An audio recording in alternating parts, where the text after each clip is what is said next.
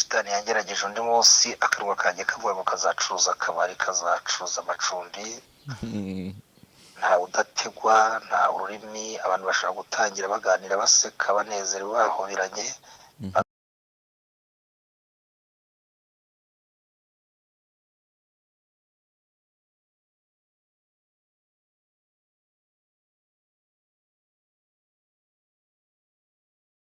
Ambonemo kuko hari ibyo navuze byasohoye. Navuze ko perezida wa Kenya William Ruto azaba perezida, mbivuga ari mu kwa gatandatu. Ikiganiro kiri kuri Primo Media Rwanda TV kwa Karine Jabo. Nabivuze mu Giswahili, byarasohoye. Amatora yabaye mu kwa munani, navuze mu kwa gatandatu.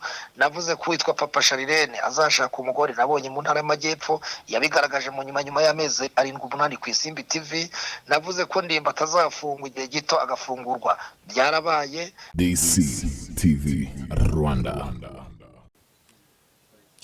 Yes, reka nizere ko mukomeje kugenda mumererwa neza cyane, mwese mukomeje kujya mukurikira gahunda za DC TV Rwanda. Jeho nitwa DC Clement, mwese mukomeza kugera mutwereka urukundo, mwese mwakoze subscribe, mwese mugenda munyandikira kuri nimero yanjye 0723858815, abamakuraje bambwira ati komeze, ndetse n'abamakomenti ku nkuru nyinshi ngenda nkora, mwese ndababona, kandi comment zose mwandika making sure ko zose nazicishijemo amaso, nubwo yenda zimwe na zimwe ntazisubiza, ariko zose mba nazirebye. Ndabakunda cyane rero abantu bagiye kuzura ibihumbi 10 mu gihe cy'ukwezi kurengaho iminsi 27.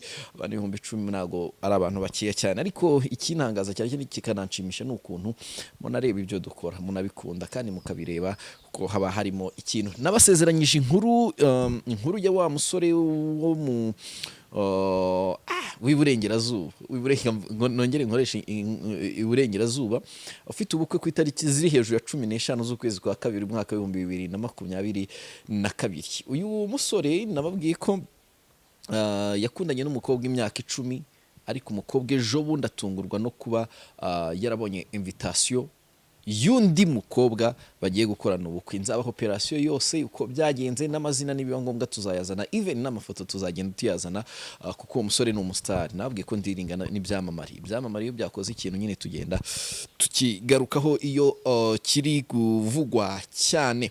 So ikindi kintu cyavuzwe cyane ejo bundi, ubwo Edward Bamporiki yakatirwaga gufungwa imyaka 5 ndetse no gutanga ihazabu y'amafaranga agera kuri miliyoni 40. Numwe mu bantu bavuzwe cyane, umwe mu bantu bagarutsweho cyane, bamwita Pastor Claude. Pastor Claude ngira ngo twarinze dukora ikiganiro ku isaha 3 z'ijoro ubwo Bamporiki yakatirwaga, ariko still akomeza kwemeza ko Bamporiki atazagezwa imageragere. Ariko byaje kurangira Edward Bamporiki ajyanywe muri gereza nkuru ya Kigali iherereye imageragere, asanga y'abandi benshi, izindi mfungwa nyinshi zigiye zitandukanye ziri kugororerwa hariya muri gereza y'imageragere. Pastor Claude sinzi niba ndi bumone ku murongo wa telefone nkamuvugisha gatoya nkumva ikintu antangariza, numve niba agifite za confidence cyangwa se zarashize, zaragabanutse. Yavugaga ko azashinga akabari, yavugaga ko azacuruza amarogi y'indaya, yavugaga yuko azaba atakira umuhanuzi watumwe n'Imana. Uri kubyumva?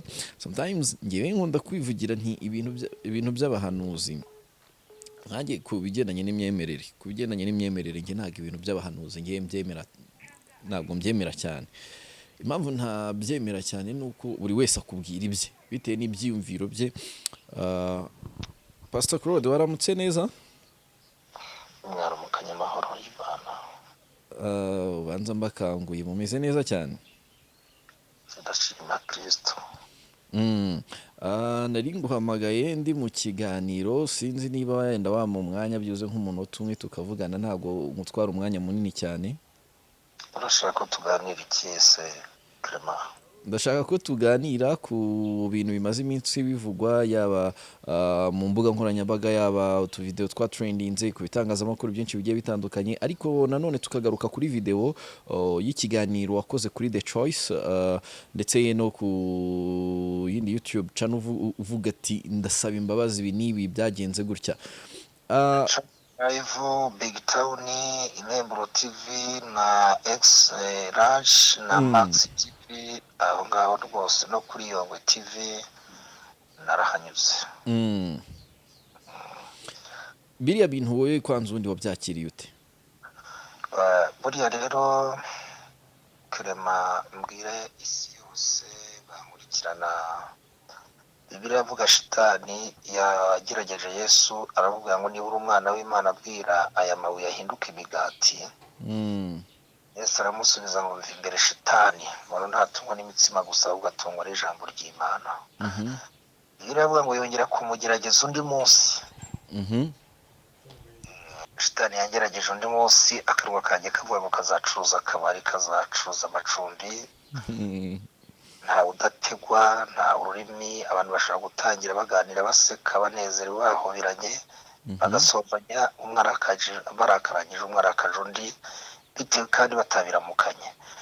Rero utabyumva ni umugabo udashobora gusaba imbabazi umugore we yamuhemukiye, ni umugore udashobora gusaba imbabazi umugabo yamubabaje, ni umwana w'umusore, urubyiruko, umukobwa, ni umufiyanse utasaba imbabazi fiyanse we barakaranije, ni umukristo udashobora guca bugufi imbere y'umushumba, ni umushumba udashobora guca bugufi imbere y'abakristo yabababaje, hari ijambo yababwiye ritajyanye n'ibyo yakabaye babwira nk'ubutumwa bwiza bw'ubwami bw'Imana. Kubw'iyo mpamvu rero yaba umwana muto, umusore, umukobwa, umugabo, umumama, umusaza, umukecuru, umuyobozi uwo ari we wese, umukozi w'Imana uwo ari we wese, naravuze ngo I'm very sorry, mvuga ngo basi sorry, samahani sana, kila mtu yote mahali popote alipo dunia nzima, naomba msamaha kwa neno lililotokea mdomoni mwangu la kuweka baa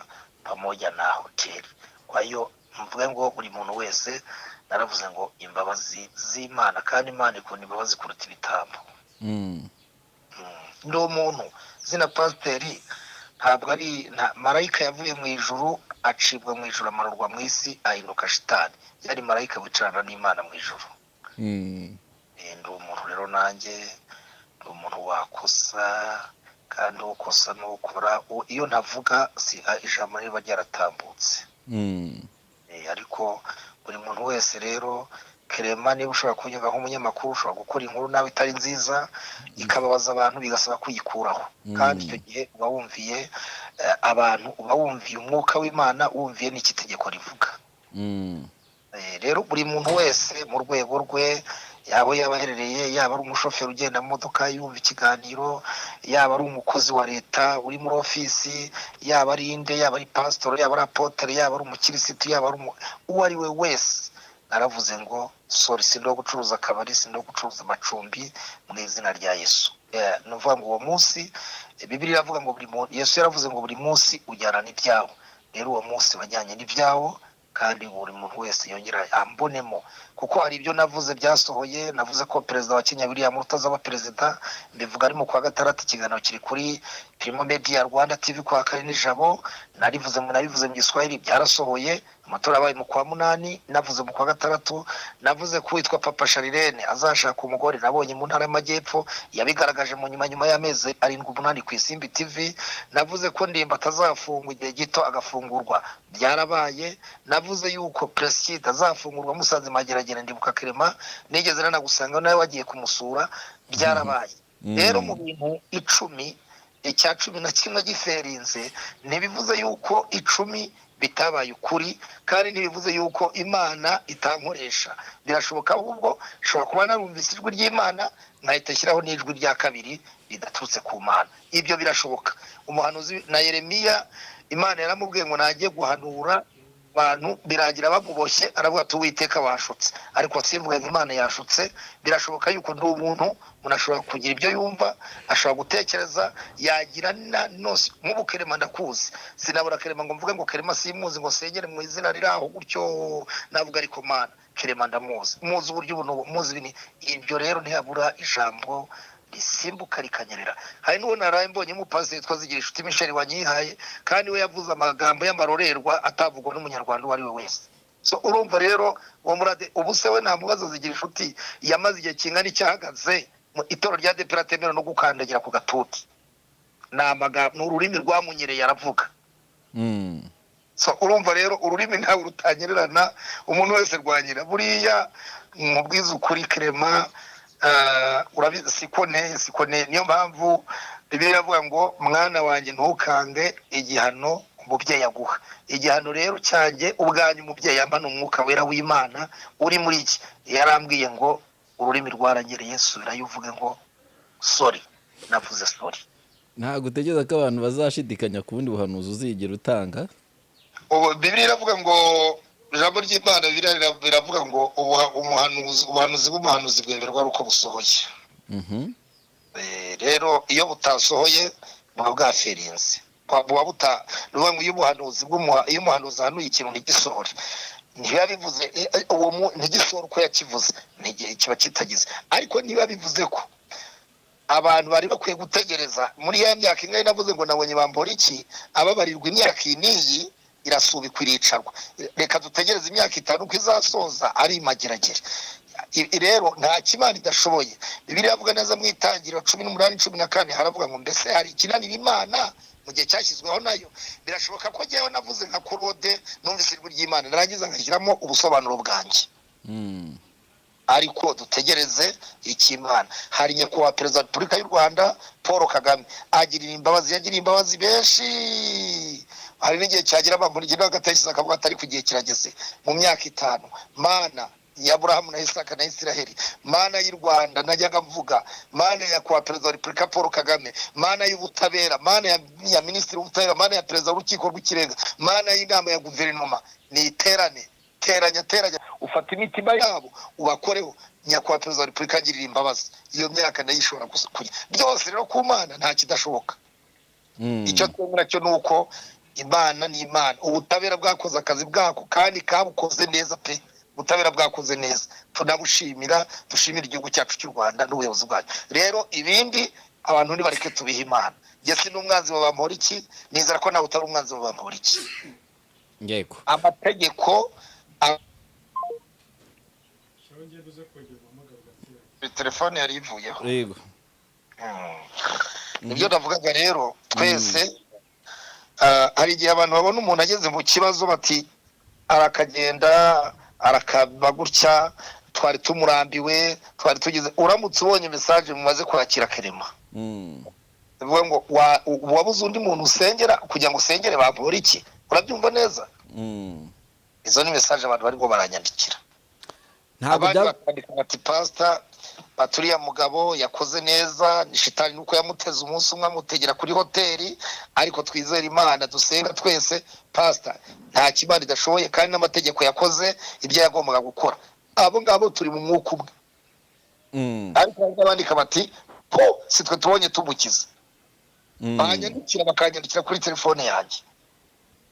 Urumva rero nta ukundwa na bose Clement, kandi Imana irinda abanyarwanda ntisinzira ntihunikira. Rero jye mbwira abantu bose ngo tube mu mwuka umwe. Gahunda ya umunyarwanda ntikabure ko mu mutima wa buri muntu wese turi abanyarwanda. Gahunda ya minisiteri ya Nyirubumwe ntikabure kuba mu munyarwanda uwo ari we wese. Nta mwanzi ukwiye kuba umwanzi wundi, twese dukwiye kuba inshuti zimwe, turabana bamwe, turabavandimwe, turabanyarwanda, ururimi rumwe, igihugu kimwe, ubutaka bumwe, twese twitwa abanyarwanda bakanyarwanda. Rero aho ndimo ndabwira abantu banyandikira ngo wabuze ibyo usengera ngo gusengera Bamporiki. So urumva rero Bamporiki ni umunyarwanda kandi ni mwigororero. Buriya ashobora kuba hari ibyo yavuze, yaravuga ngo ruswa ni icyaha, kwakira indonke ni icyaha. Yarahiye mu nteko ishinga amategeko imbere ya nyakubahwa perezida wa Repubulika n'abadepite n'abaminisitiri bagenzi be, aravuga ngo nakoresha ububasha bwe, ngo ntazakoresha ububasha ahabwa n'itegeko, ngo azabihanirwe n'itegeko. So ubwo rero urumva indahiro barahira rimwe na rimwe nazo ziba zigomba kuba zigaruka bakazibuka.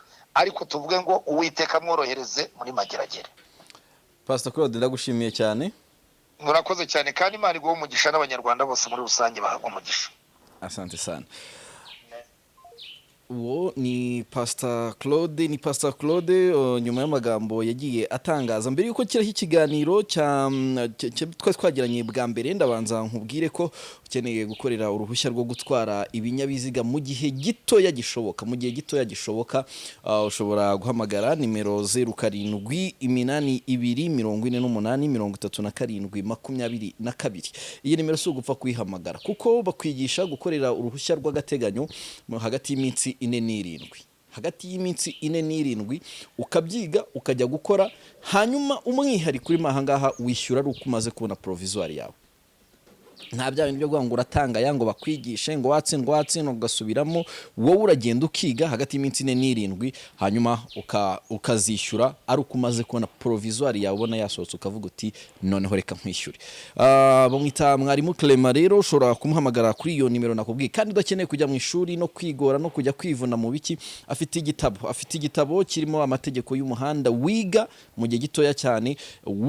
Waguze icyo gitabo ni 1% utsindwa, kereka iyo utabyitayeho kugira ngo ugisome ubundi ubone uruhushya rwo gutwara ibinyabiziga. Ni 0782483722 ubundi ukabona uruhushya rwo gutwara ibinyabiziga. Uruhushya rwa burundu rwo wiga mu kwezi kumwe, icyo gihe ujya gukora ikizamini umeze neza uri capable yo kugitsinda, kandi nta muntu ujya utsindwa wigiye kwa mwarimu Clement. Muba muciye imbere hose nta numwe nzagenda ngira igihe ngende mbazana abantu yigiye yigisha babonye ibyangombwa mu buryo bworoshye. Reka mbereke ikiganiro nagiranye na Pastor Claude mbere yuko bampora iki agezwa imageragere, kuko byageze ku isaha y'isambiri stira cyemeza ko Imana yamubwiye ko atari bugezwe imageragere. Ubundi mugikurikire mugereranye n'iki ngiki, mwumve n'amajwi nato yijwi uburyo ryavugaga, and then ngeho turasubira mu biganiro bindi bitaha. Ngeho nitwa DC Clement. Ciao. Abantu abakozi b'Imana bakunda gufata akabari nk'ikizira cyangwa ikindi kintu. Pastor Claude, Clement uracyafite umwuka wo kuvuga se ahubwo? Libusikata sheketa. Navuze ngo uyu munsi bampora iki nerekezo amageragere, ukiko nivuga ngo dutegetse ko ajyanwa amageragere Nyarugenge. Iryo jambo bakarivuga. Ndiya mu bupasa ngiye gucuruza akabari n'amacumbi. Witangira kugorombyora ijambo wavuze uti uyu munsi nakatirwa. Umva Clement, navuze ngo uyu munsi nakatirwa, bivuze ngo arajya Nyarugenge. Oya wivuga wikongeraho ngarajya. Oya ibyo uba wabisobanuye kare.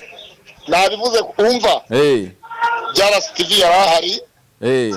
3D TV yarahari, Imembro TV bari bahari, abo bose bafite. None bari bahari, twebwe se twireberaga. Ko nakubonye DCTV. Nabo yanarebye aho abitanze. Rero ijambo ryavuze ngo naje Nyarugenge. Uyu munsi ndahita niyambura umwambaro. Ubundi se wari wambaye buriya kuko abantu ubuhanuzi bwawe barabukemanga. Na BTN yari ihari. Na TV wano yari ihari. Wibwira bari bahari, wowe mbwira iby'ubuhanuzi bwawe butaremerwa. Ubuhanuzi bwanjye icyo nshaka kubaza, ndi kuri kamera cyangwa ntabwo ndi kuri kamera? Ndi mu kiganiro. Uri mu kiganiro? Ndi mu kiganiro kabisa. None se ko tuvugana ndi muri BC ndimo nataha. Umva DCTV. Ndakumva neza. Ijambo ryanjye ndavuga ngo navuze ngo honorable bampora iki Edouard uyu munsi nerekeza amageragere muri gereza ya Nyarugenge. Abyumvise? Ntabwo rero navuze ngo nibavuga ngo uyu munsi yerekeje gereza ya Nyarugenge. Ariko se iryo jwi turi kumvisha. Uzi ko ushobora kuba wibagiye ibintu wavuze. Baza wumve DC Clement. Ndakumva. Wowe rero DC Clement. DC Clement uri muri BC. Urumva? Rero navuze ngo najya amageragere ndiyambura umwambaro ndajya gucuruza akabari ndacuruza amacumbi. Nabivuze. Ariko icyo bari kubwira ni iki? Ikibazo ko Imana igiye yamubwiye ko ikibazo cyo gufungwa wapi? Ikintu cyo gufunga. Baza wumve. None uyu munsi urukiko rwategetse ko Bamporiki akatirwa igifungo cy'imyaka 5 bongeyeho umwaka ku myaka 4. Siko bimeze? kabiri bavuze ngo babanje baravuga ngo miliyoni 60 zirakatutse zivuye kuri 60 zibaye 30. Urabyumva? Ndakumva. Baravuga ngo dushingiye ko yari afite ububasha ari Minister of State, yari State Minister w'umuco w'urubyiruko n'umuco. Yego. Hanyuma ikindi baravuga ngo yari afite uburenganzira buba collaboration n'umujyi wa Kigali n'umujyi wa Kigali n'abacamanza ku rubanza rw'umugore wa Gaterano Robert. Aho hajemo n'ijambo rya Minisitiri w'ubutegetsi bw'igihugu, Minister of Local Government, Gatabazi Jean Marie Vianney, nawe yajemo namwumvisemo. Yego. None rero sasa urukiko rusaze ruvuga ngo akatiye imyaka 5 miliyoni 30 n'izikiri 60, ariko hari ijambo riba rihatse ibindi byose. Rero rivuga ngo urukiko rutegetse ko ahita afatwa agafungirwa muri gereza ya. Ibyo bintu rero ntibyarangira. Ariko wabyumvise? Ariko kamubwiza ukuri rero. Hamagara honorable Bamporiki wumve ko atakwita kuri telefone yiwe. Urumva? Iyo biza kuba ko uyu munsi yagiye,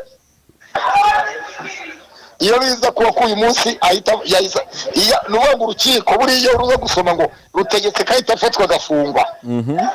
Tekinike, polisi na ribu bariko bari mu Busanza i Kanombe kwa Bamporiki. Bahita bamwerekeza muri gereza ya Nyarugenge, nkuru ya Nyarugenge. Ubwo rero bishatse kuvuga ko wowe uri kwivuguruza. So kwivuguruza. Ntabwo ari ukwivuza Kerema. Imana yari yakubwiye nguki? Imana yavuganye nanjye ko kuri iyi tariki atari bujye mageragere. Setu. Wavuze ko atazakatirwa. Baza wumve. Ariko ndakubwiye ngo Imana Imana yagutumye atari ko wabiduhaye. Rero we nije uvugana n'Imana, se uvugana n'Imana. None se nge ntago mbyemerewe. Wowe rero wowe uravuga mu mubiri, uravugira mu mubiri, ntabwo uvugira mu mwuka nkuko uvugira mu mwuka. None ngewe Imana ivugana n'abantu bameze bate? Banza wumve. Imana ivugana uyemera agakora ibyo gukiranuka mu mahanga yose ngo Imana namwemera. Kabiri, Imana yatanze impano zitandukanye: umuvuga butumwa, intumwa, umuhanuzi, umubwiriza butumwa, umushumba n'umwigisha. Rero wowe Imana yagihanuzi, we n'umuhanuzi. Ariko se kuba umuhanuzi wowe uhanura nawe uhanura ibitaba, ubwo urumva nge nabijyamo koko? Umva nkubwira. Yewe unegutu ushingira ko ntanura ibitaba. None se Bamporiki kariwe kari kumwe n'umugore we ari bumupfumbatirizo. Kari wari ubwoga amazi akonje mu rugo iwe, yoga amazi ashyushye yashatse gatatu. Umukozi arabwira umukozi ngo mpico shaka, ariko ari muri gereza y'amageragere ya Nyarugenge ntabwo yasaba icyo ashaka. Rero navuze ngo najya Nyarugenge mageragere uyu munsi ndaba rwose pepe. Ubwo ni bwa buhanuzi ubanza ukabaza umuntu ngo witwa nde, utahahe warangiza yaza mu rusengero ukavuga ngo bite shakoro ngo bite. Ubwo ni kuko wari ubizi neza ko afungiwe n'undi ashobora kuzakomeza gufungirwa iwe. Ibyo ngibyo ntabwo ari ubuhanuzi. None hose niba navuze ngo Nyarugenge ndirimo gereza nkuru ya Nyarugenge, Bamporiki atuye muri Kicukiro, siko bimeze? Ariko ijambo ryanjye ravuga ngo uyu munsi ari burare muri gereza ya Nyarugenge, ariyo bita Mageragere mu murenge wa Mageragere. Rero icyosha abanyamakuru namwe mujya munyobera rimwe na rimwe. Niba navuze ngo ntari bujye Nyarugenge akaba atagiye Nyarugenge, hakaba hatari article ivuga ngo icyitonderwa urukiko rutegetse ko ahita afatwa agafungirwa muri gereza ya. Ikindi nta nubwo bavuze muhiriwe, ntibavuze Nyarugenge, hantu bavuze. Kubw'iyo mpamvu rero sasa kubw'iyo mpamvu rero ubuhanuzi bwawe ntabwo bwemewe. Wowe uravuga ngo umwana w'umuntu buntu uri umuntu buntu, usinzira, ufite umwuka, urasinzira, unwaza yaguterura nijoro usinziriye, ntiwamenya uko bimeze. Ariko Imana yo ni Imana ibera hose icyarimwe, imenya abasinzira ikamenya n'abakanuye. None se wowe ntusinzira? Manza wumve. Ntabwo turi mu kiganiro, sindi live mu kiganiro cyawe, umwanya muto mfite nakuye ko ndi mu bantu ntarahantu. Reka mubwira nkubaza kandi kantu kamwe. Iyo wifashe ukavuga ngo nzare ku pasteur uri muri DCTV cyangwa ndi muri DCTV wanjye. Uri kumwe nandi ko numvise umuntu w'umugore? Ndi kumwe na cameraman, ubwo wundi ni umushyitsi waje kunsura. Witwa ndetse niba giye umpamagaye ninde? Bamwita Chantal. Chantal. nahabwa umugisha rwose uwo mugisha urakemangwa no wikoreye amabuye yari birakemangwa. DCTV rero reka nkubwire ikindi reka nkubwire akantu kamwe nari ngiye kukubaza. Reka nkubwire ntiwikorereza amavuta nusuzu amavuta y'umutumishi y'umuhanuzi w'Imana yamukwano se banza niba ari ayamukwano turi mu kwezi kwa mbere kwa kabiri kwa gatatu ukwezi kwa gatatu uzamenya niba ari ayamukwano cyangwa atari ayamukwano. hazabamo iki kugira ngo ukitubwiye mbere uvuga ati mu kwa gatatu hazaba iki uyita ayamukwano bizagera mu kwa gatatu bamenye ko ari mukwano cyangwa atari mukwano. none se hazaba iki ibyo tubyihorera. ikindi cya kabiri kuki uvuga ngo uzabivamo ngo ujye gushinga akabari uragashaka hiki akabari rero icyo gihe Imana yantumye yaba atari Imana nyamana yaba ari Imana itavuga yaba ari Imana y'abantu buntu. none se Yesu ajya guhindura amazi divayi yarayo ko fanta zibaho cyangwa imitobe banza wumve kuki Pawulo yandikiye Timoteyo ubwo ni ubutozi suri umukozi w'Imana se we nashaka kumvisha ukuntu umuba mushaka gusebya akabari kabamo inzoga n'iki DCTV nta mwanya wansabye w'ikiganiro wampamagaye nkitaba nk'umuntu w'inshuti usanzwe ntabwo wambwiye kuri mu kiganiro wintwarira umwanya w'ubusa rero genda mu modoka ndimo ndasakuriza abantu mu modoka kubirakariyemo se nshuti y'Imana oya ntabwo nteka ntabwo urumva ndimo ndasakuriza abantu wowe wari kubanza ukamamaga ukanebuza atari ko iyo nguteguza watangiye kuhanuza umbwira ko bwaribwo kandi ataribwo reka nkubwire ubuhanuzi bukuru nuko DCTV igiye gukomera ikazagera kure kimwe muri byo utazongera gukorera abandi ibintu byo gukorera abandi bizinukwe wikorera ibyawe Imana izakugeza aho abandi bageze makuru nawe uzahagera. urakoze cyane ibitekerezo by'abantu buraza kubikira banza wumve bari kuvuga turi umutekamitwe ati iki umva nkubwire niba ndi umutekamitwe nabo bafite umutwe kandi umunsi umwe bazasinzira ubudakanguka nk'uko nanjye nasinzira ubudakanguka urabyumva ndakumva. niba ubaha amavuta ari muri jyewe Imana izabubahisha niba asuzugura amavuta ari muri jyewe Imana izabatigasa. urakoze cyane Pastor Claude.